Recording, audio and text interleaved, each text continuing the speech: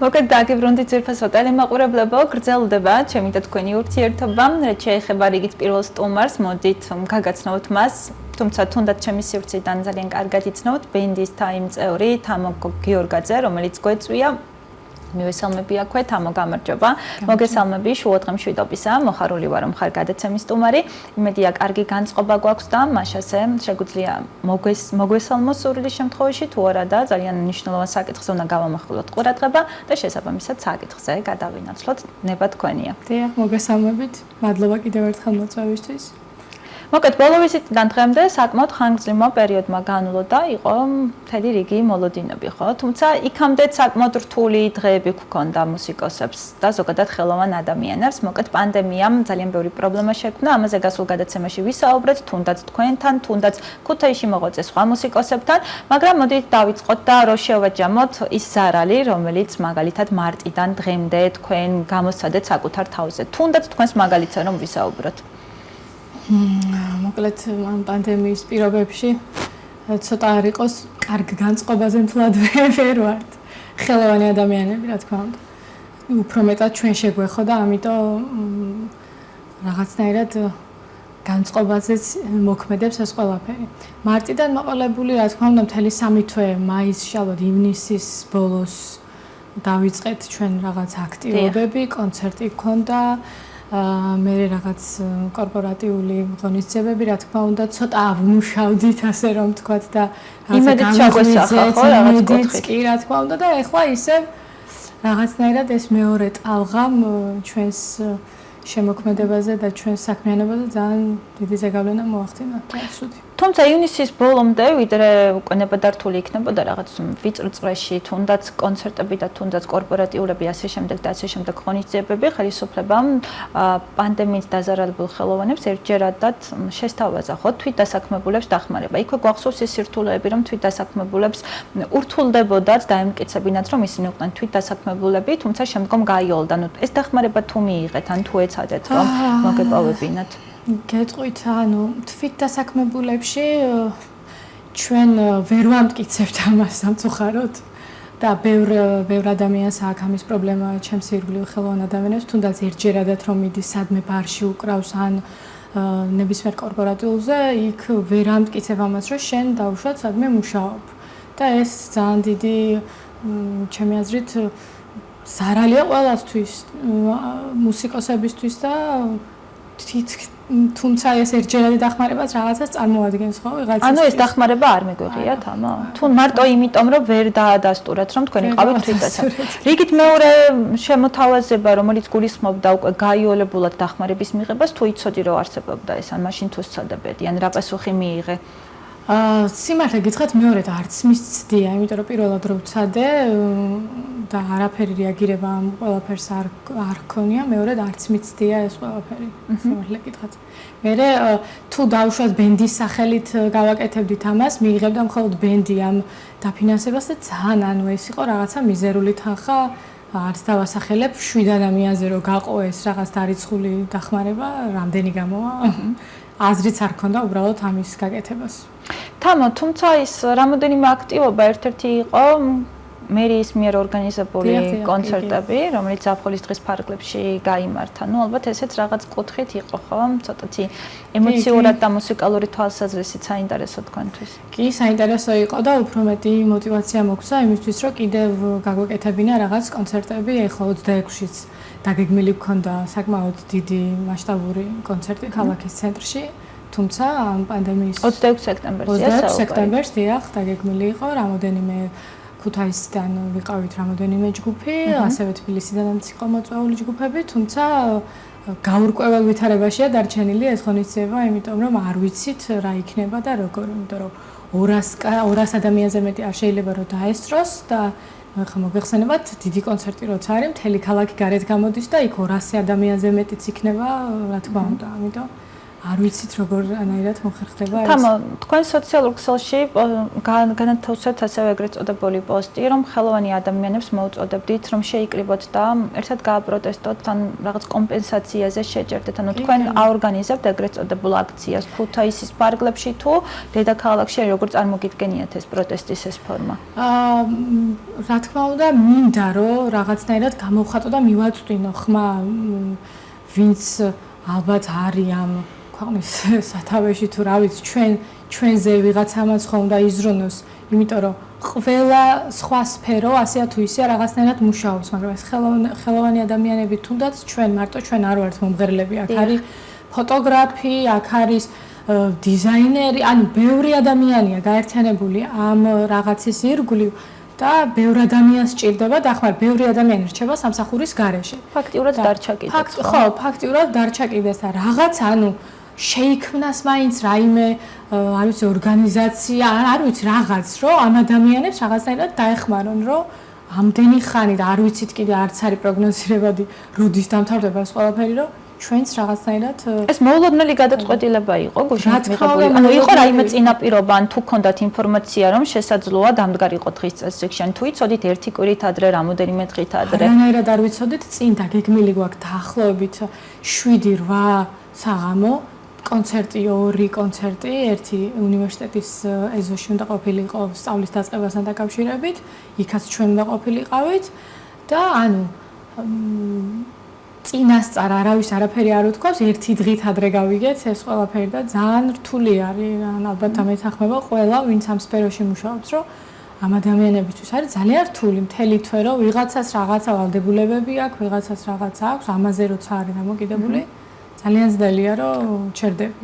ანუ ამჯერად თქვენი მოთხოვნა რა არის? ანუ რა ტიპის გამოხმაურება პოვა თქვენმა პოსტმა სოციალურ ქსელში გავრცელების შემდგომ, თუმცა თუნდაც ადგილობრივი მუსიკოსების მხრიდან?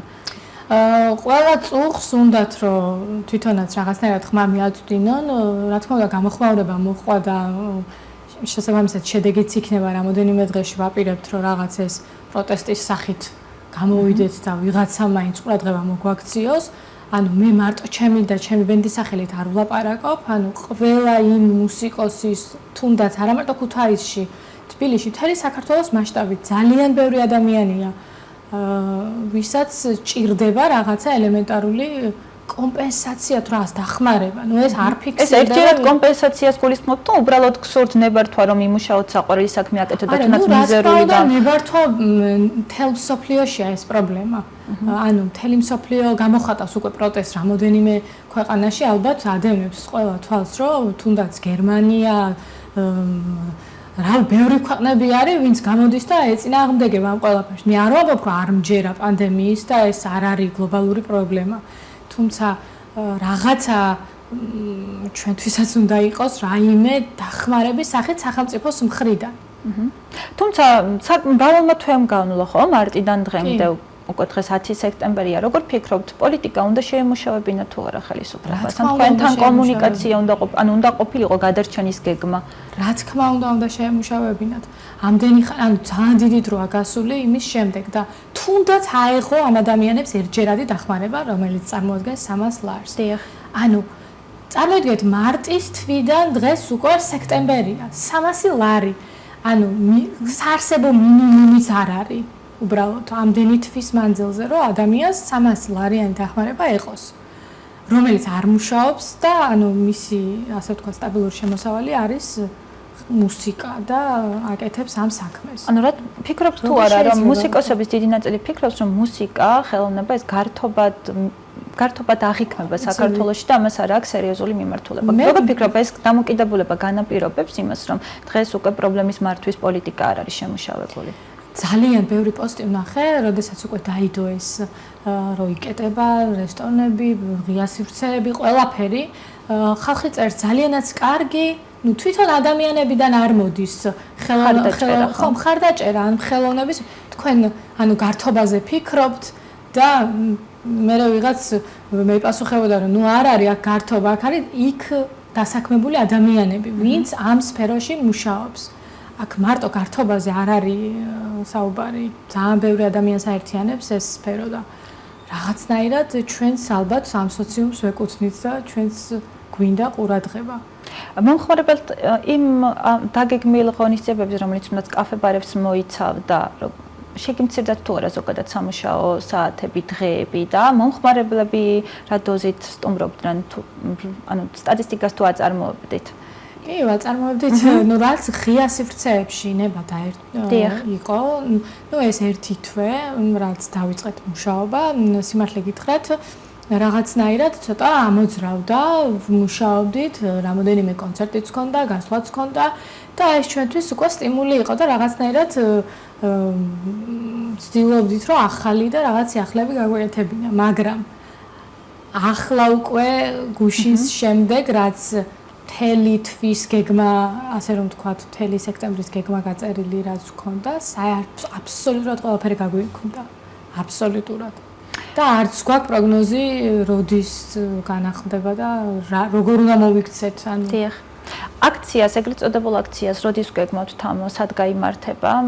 თუ იცი ამ დროისთვის, თუ ჯერ კიდევ მოლაპარაკებების ეტაპზე ხართ? ჯერ კიდევ მოლაპარაკებების ეტაპზე ვართ, რა ფორმით და როგორ მოხდება ეს ყველაფერი, შეთანხმების სტადიაში ვართ, ასე რომ ვთქვათ.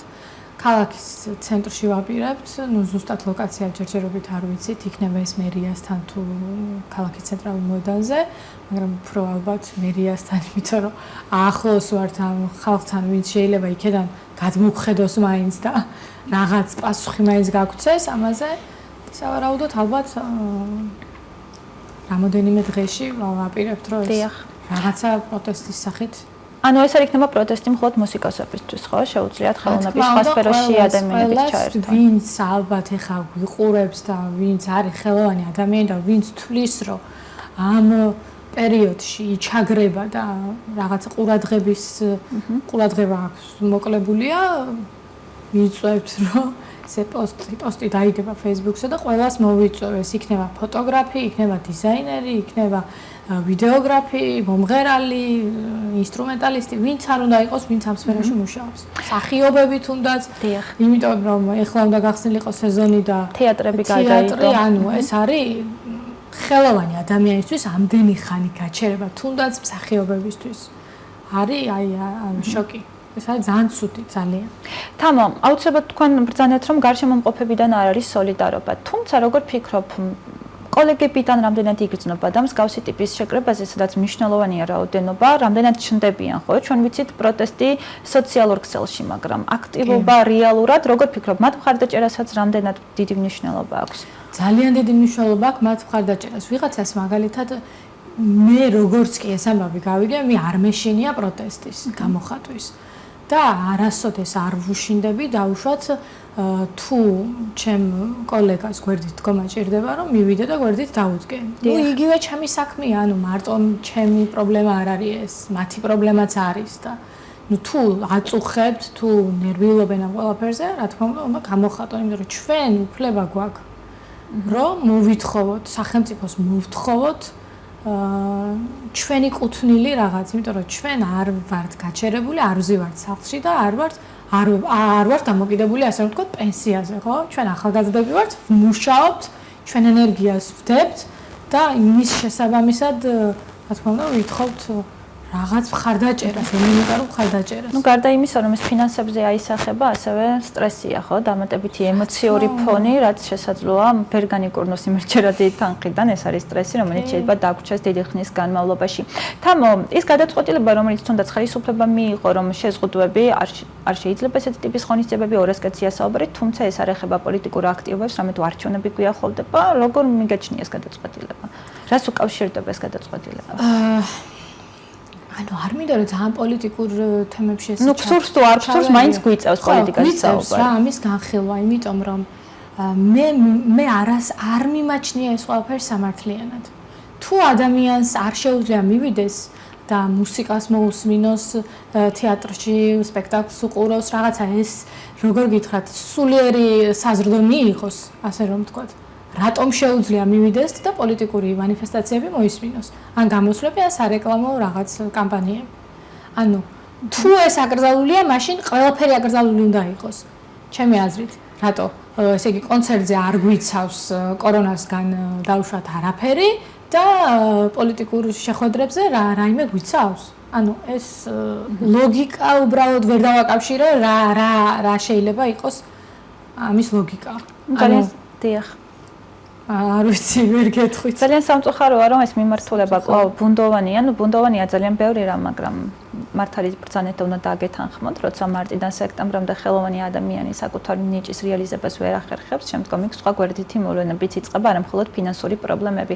მე მინდა წარმატებები გისურვოთ თქვენ, ზოგადად ხელოვან ადამიანებს, აუცილებლად ვიქნებით საქმის კურსში და შესაბამისად საჭიროებისამებრ ჩვენი სტუდია თქვენთვის მუდამ მზადყოფნაშია რომ გიმასპინძლოთ, მაგრამ იმედი ერთხესაც დადგება დრო, როცა პრობლემების ნაცვლად დაგეგმილ ღონისძიებების და ღონისძიებების სიმრავლეზე მოგვიწევს საუბარი, თუმცა ამ დროისთვის ალბათ რაღაც ამ ხრივ სიკეთე და ფერადოვნება არ შეინიშნება. თამო, დიდი მადლობა რომ იყავით ჩვენთან ერთად. დავალოდოთ აქტივობას, რა შედეგს გამოიღებს, რა პასუხს მიიღებს და მოკლედ ძალიან ბევრი ადამიანი დღეს პასუხის მოლოდინშია. ბედნიერი დღე მინდა გისურვოთ და დროებით დაგემშვიდობები. მადლობა რომ იყავით ჩვენთან ერთად. ნახვამდის. სურფასო ტელემაყურებლებო, თამო გიორგაძე გახდათ გადაცემის სტუმარი. თუმცა, ჩემი და თქვენი ურთიერთობა ამით არ დასრულდება.